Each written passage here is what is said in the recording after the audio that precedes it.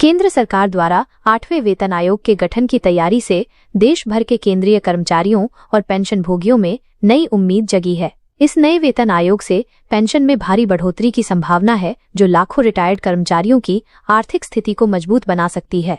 सरकार के इस फैसले से न केवल वर्तमान कर्मचारियों को बल्कि भविष्य में सेवानिवृत्त होने वाले लोगों को भी काफी राहत मिलेगी। नए वेतन आयोग में 2.86 के फिटमेंट फैक्टर का इस्तेमाल किए जाने की संभावना है, जो पुराने 2.57 फैक्टर से काफी बेहतर है। वर्तमान पेंशन व्यवस्था और इसकी सीमाएं।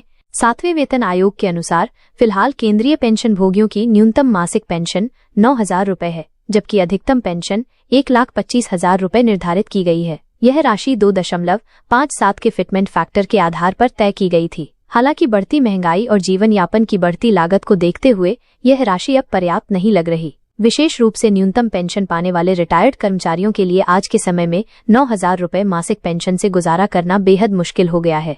नए फिटमेंट फैक्टर से होने वाले बड़े बदलाव। 8वें वेतन आयोग में 2.86 के फिटमेंट फैक्टर के इस्तेमाल से पेंशन में जबरदस्त वृद्धि हो सकती है। इस नए फैक्टर के लागू होने पर न्यूनतम पेंशन में 186% तक की बढ़ोतरी की संभावना है। इसका मतलब यह है कि वर्तमान में 9,000 रुपए मिलने वाली न्यूनतम पेंशन बढ़कर लगभग 25,740 रुपए हो सकती है। इसी तरह अधिकतम पेंशन भी 1,25,000 रुपए से बढ़कर 3,57,500 रुपए तक पहुंच सकती है। महंगाई राहत का महत्वपूर्ण योगदान। पेंशन भोगियों के लिए महंगाई राहत एक अत्यंत महत्वपूर्ण सुविधा है, जो उनकी मासिक पेंशन में अतिरिक्त वृद्धि करती है। फिलहाल महंगाई राहत मूल पेंशन का 53% निर्धारित की गई है। ये राहत साल में 2 बार संशोधित की जाती है, जिससे पेंशन भोगियों को महंगाई के बढ़ते प्रभाव से बचाव मिलता है। महंगाई राहत का यह सिस्टम यह सुनिश्चित करता है कि पेंशन भोगियों की खरीदारी की शक्ति महंगाई के कारण कम न हो। आयोग के गठन और लागू होने का समय।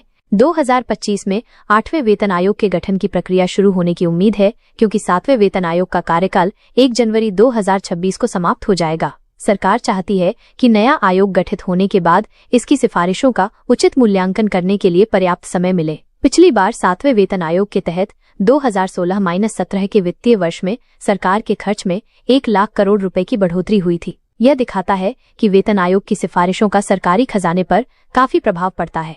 राज्य सरकारों पर भी पड़ेगा प्रभाव। केंद्रीय वेतन आयोग की सिफारिशों का प्रभाव केवल केंद्रीय कर्मचारियों तक सीमित नहीं रहता। राज्य सरकारें भी आमतौर पर केंद्रीय वेतन आयोग की तर्ज पर अपने कर्मचारियों के वेतन और पेंशन में संशोधन करती हैं। इसका मतलब यह है कि 8वें वेतन आयोग की सिफारिशों से न केवल केंद्रीय बल्कि राज्य सरकार के कर्मचारी और पेंशन भोगी भी लाभान्वित हो सकते हैं। यह व्यापक बदलाव करोड़ों सरकारी कर्मचारियों और उनके परिवारों के जीवन स्तर में सुधार लाएगा।